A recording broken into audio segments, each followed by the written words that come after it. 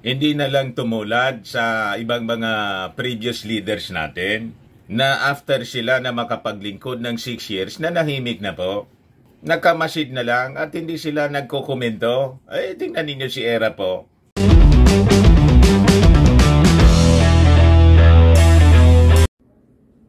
Gigil na talaga mga kababayan yung ating mga mamamayang Filipino kay Maudigs.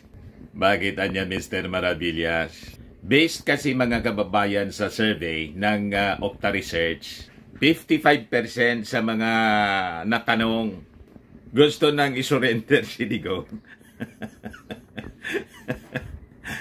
Gusto na siyang isurrender. Ipakaladkad na niya yan sa International Criminal Court. Ayan po, ang pinaka-latest na balita ngayon, published by Politico News. Ibigay na si Rody Duterte. 55% of Pinoys back Philippine cooperation with ICC in drug war probe. Ika talaga niya, Mr. Maravillas. Matutuluyan na niyan si si Harry Roque. Masiraan na niya ng bait. Hindi na kasi makatulog si Harry Roque mga kababayan kasi yung amo niya, si Digong mga kababayan, anytime niya pwedeng aristohin ng ICC. Diba? Ayaw maniwala sa sinabi ng ating gobyerno. Wala man anyang ganon. Ayan tuloy, sa kakapropaganda mga kababayan ni Harry Roque, yung epekto sa kanila, negatibo tuloy mga kababayan, lalo na nakumbinsi yung mga mamamayang Filipino na kailangan na niyang isurrender si Digong sa ICC. Ayan po, mga kababayan, 59% gusto tayong bumalik na sa ICC as member. 55% sa mga Pinoy, dapat daw na mag-cooperate tayo sa investigasyon ng ICC. Sa mga kababayan. Pero niya Mr. Maravillas na nakarating na sa iyo yung balita na yung Magdalo Group nagpa-survey din. Pasok niya sa top 3 si Digong sa senatorial survey. May nag-share po sa atin ng balita. Ang masama doon sa pa-survey ng Magdalo Group, si Super Ate mga kababayan, pang 11 na lang. Ano nangyari kay Super Ate? Ayan po, pang 11 na lang si Super Ate.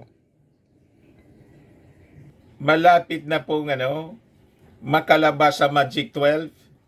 Yan kasi anya Mr. Maravillas. Sa kakadikit niya sa mga Duterte. Jadi si Digong top 3. Bakit ganon? Sa bagay noon, top 1 si Digong, 1 and 2. Pero ngayon, bumagsak siya sa top 3. So, bumababa. Pero mas matindi yung latay.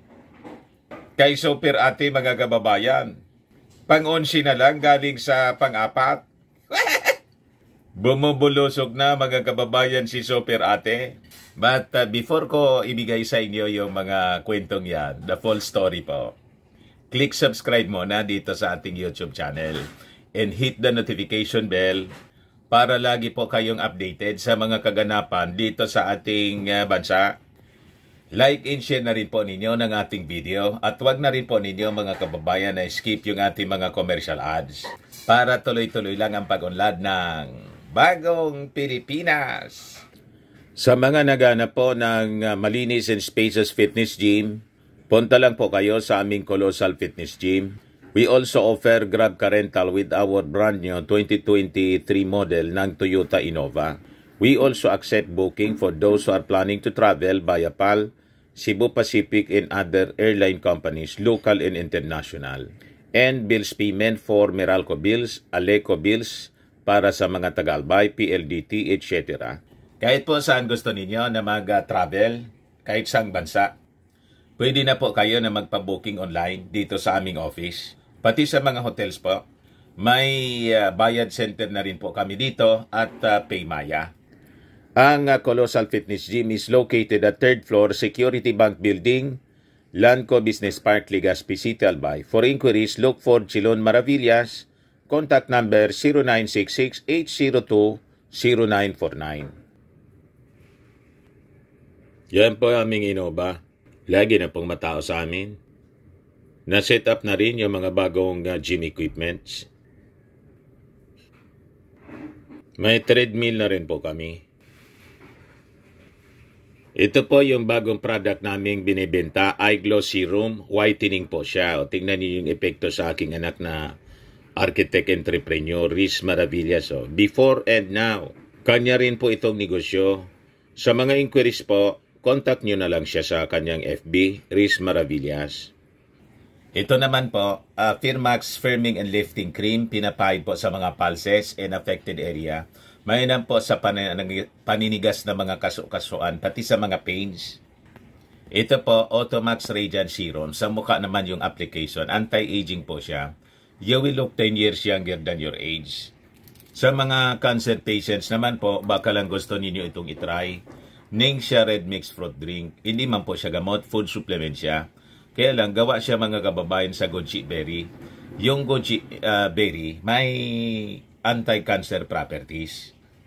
O ngayon, yung mga inquiries po ninyo, dumiritso na lang kayo sa aming messenger sa Facebook para masagot namin agad.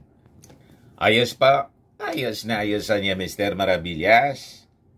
Balikan natin yung ating kwento, mga kababayan, na 55% sa ating mga mamamayang Filipino gusto nang ipakaladkad si Digong, mga kababayan, sa International Criminal Court. Talaga niya, Mr. Maravillas, na turn off yung mga mamamayang Filipino. Majority na siya po. 55%, oh. Kasi naman na niya, Mr. Maravillas, talagang grabe yung pinagagawa ni Digong. Hindi na lang tumulad sa ibang mga previous leaders natin na after sila na makapaglingkod ng 6 years, na nahimik na po. Nakamasid na lang at hindi sila nagkokomento. Ay, tingnan ninyo si Era po. Hanggat hindi siya tinatanong siguro, pero kahit siguro ayaw na niya na magsalita. Kahit nga po si GMA ngayon, mga kababayan, after na mag-attempt doon sa Congress, na nahimik na po siya. Although, siguro binabantayan pa rin, baka may mga underground. Pero sumumpa na po kay Martin Romualdez ng suporta. Iniwan si iniwan, mga kababayan, si Inday. Ang latest nga ngayon, mga kababayan, all praises siya sa ating Pangulong BBM. Kasi tinulungan po yung kanyang probinsya. Yan Arroyo thanks PBBM for law that will spell progress in Florida Blanca Town. Yan Arroyo gave high praise to President Marcos for helping establish the Pampanga State Agricultural University Florida Blanca campus in Florida Blanca Town. Kita ninyo si Lugarsi, nananahimik na po kasi hindi umubra yung pagtatangka. Diba? Si Digong po at saka yung mga aso. Tuta na lang. Pero ang tuta, aso pa. Mga minions na lang.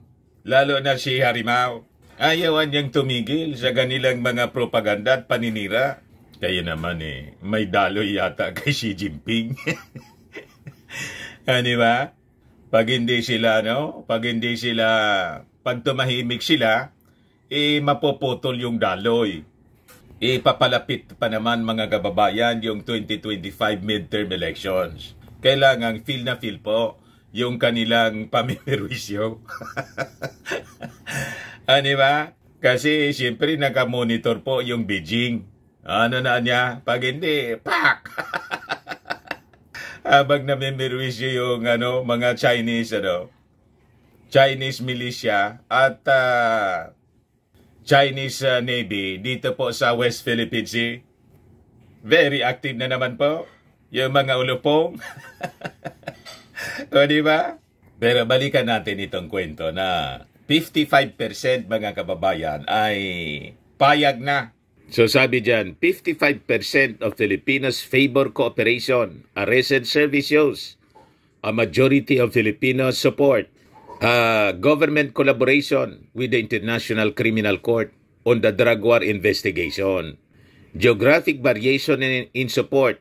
Support varies regionally. Highest in Balance Luzon at 65%. In lowest in Mindanao at 42%. Mataas pa rin po. Although pinakang mataas dito sa Luzon. Kaya inis na yung mga kababayan natin dito sa Luzon sa pamimirwisyo po nila. Pero tingnan ninyo, mataas pa rin po 42% sa mga taga Mindanao. Gusto na rin isoko si Maudigs sa ICC. Kaya po yung gusto niyang ihiwalay yung Mindanao, wala pong support sa mga taga Mindanao other than kay Harimau, kay Panelo, tapos yung kakarampot mga kababayan na kanyang mga dating opisyal sa kanyang administrasyon. Ganun lang po. Pero yung mga Mindanawan ay ayaw po sa kaisipan ni Digong. Kasi alam nila na panggugulo lang po at wala sa tamang timpla. Epekto yata ng fentanyl. So malamang niya Mr. Maravillas, iyakan na yung mga Duterte. Iyakan po. Itong impact leadership po, talagang ilinagay po ng mga pictures, yung mga nag-iiyakan sila. Sabi rito, marami-rami ata ang magbabayang magiliw nito. Kinakantsawa ng impact leadership po nito, si Bato. Di ba yung statement niya na dapat na niya magbayang magiliw?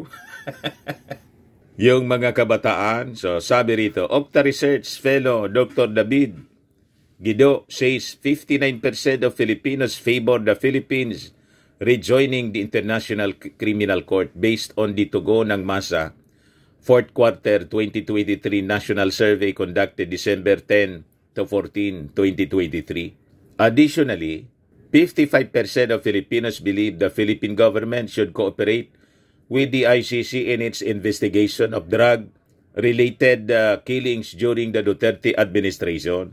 Ayan po, malinaw mga kababayan. Kaya yung mga pinagdadaldal po ni Harry Roque, wala man pong popular support yun. Kasi po, self-serving, dapat na niya ilagay in writing na kontra yung ating Pangulong Bongbong. Hindi pa makontento sa mga pronouncement ng ating Pangulong Bongbong Marcos na hindi makikipag-cooperate yung ating gobyerno. And because of that, nagiging unpopular tuloy, mga kababayan, yung ating gobyerno ngayon. Nadadamay, mga kababayan, sa mga pinagagawa ng mga Duterte. Ano niya, Mr. Maravillas, yung base? Ito yung sabi dito sa survey. Tingnan ninyo, nagbagsakan tuloy. Net satisfaction ratings of top national officials decreased over the past year based on social weather station survey. Tingnan ninyo, President Ferdinand Marcos Jr., positive 47 na lang, good. Galing sa positive 68, very high in December.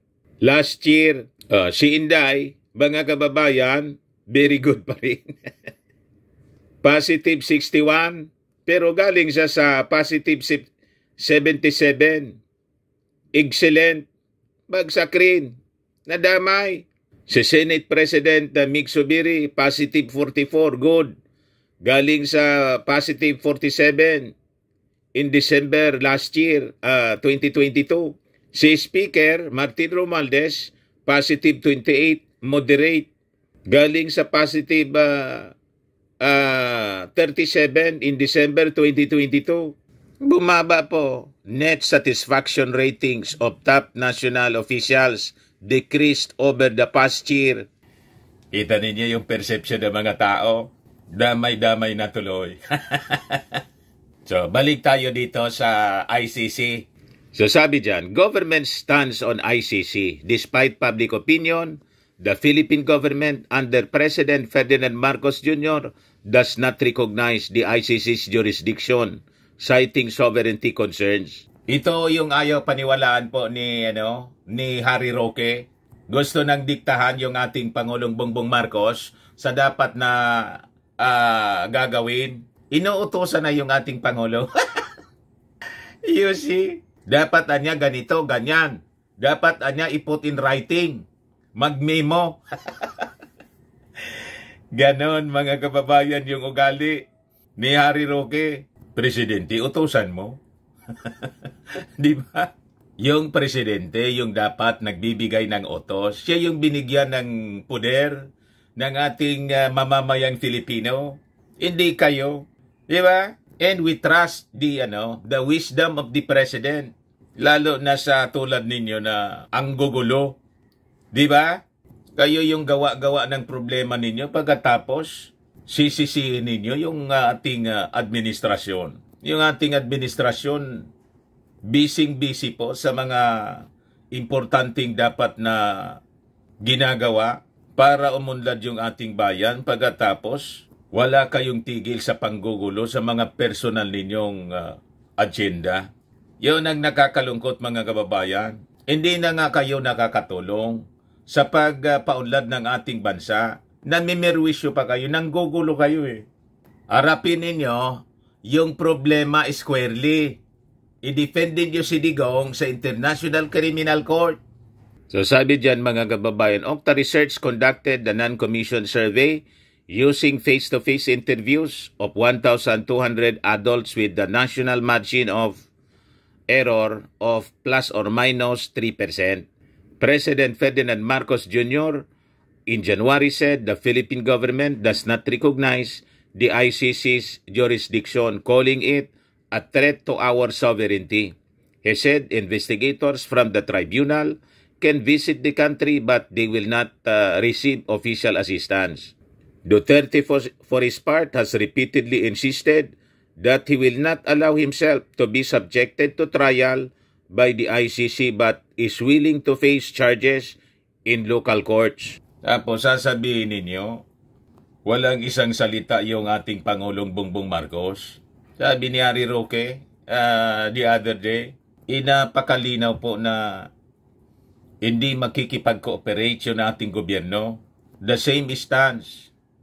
Noong una siyang hinga ng ganyang posisyon ng mainstream media. Walang nagbabago. Kayo sabi ninyo, mga maisog leaders kayo.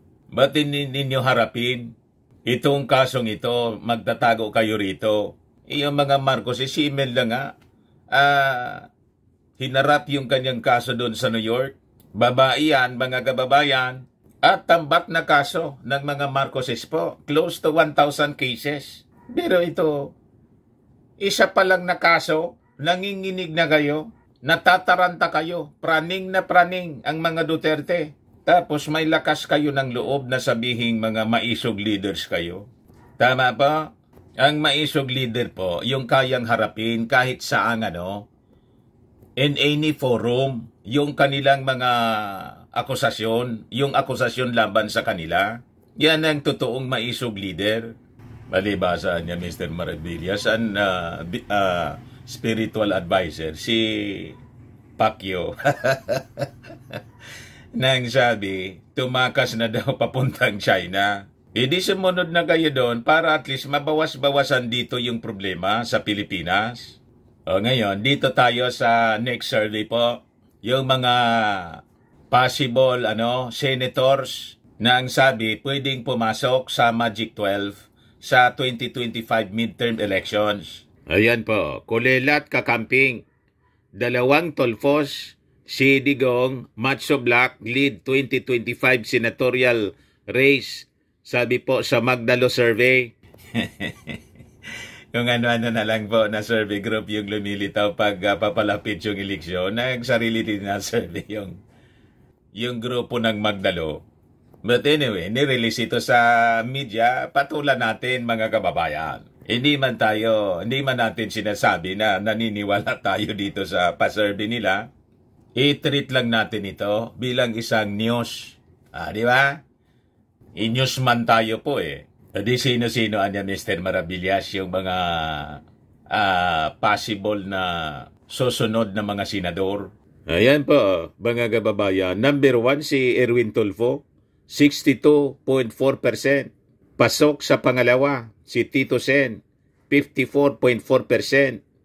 Si Diggs, number 3, 49.0%. Si Pia Cayetano, number 4, 47.5%. Yung dating posisyon nito, mga kababayan, slot ni Super Ate. Dati si Super Ate naglalaro sa 3-4-5. Number 11 na po dito. Baka niya sinadya naman ng Magdalo Group. O diba? Bakit si Diggs po? Kaaway nila si Diggs. Number 3. Para niya magmukhang credible yung pasorbe nila. Kailangan na niya na i-rumble natin yung mga pangalan. Number 5 si Ben Tulfo. Dalawa ng Tulfo po. Si Bongo number 6, 41.2%. Si Bong Revilla, 41.1%. Si Pacquiao, pasok sa number 8, 38.7%. Number 9, si Ping Lacson, 37.9%. Si Bato, nahulog sa number 10. Dati, 3-4-5 din ito. 34.6%. Si Super Ate po, ang biggest loser po dito. Amy Marcos, 32.2%. Si Lito Lapid, 32.1%. Malapit na po na lumabas sa Magic 12 si Super Ate.